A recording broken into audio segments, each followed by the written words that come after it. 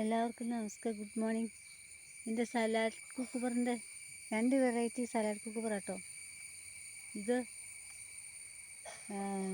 സിക്കിങ് കുക്കുബറാണിത്. വെളിയിലൊക്കെ ഉണ്ടാവുന്നുണ്ട്. ഇത് snow white ആട്ടോ.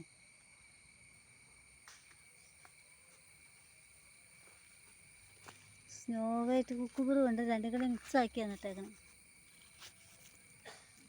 ഇത് സ്നോ വൈറ്റ് സിക്കിങ് കുക്കുബർ പൂർണ്ണ വളർച്ച എത്തിയത് ഇതാട്ടോ, പറിക്കാറായതാണ്.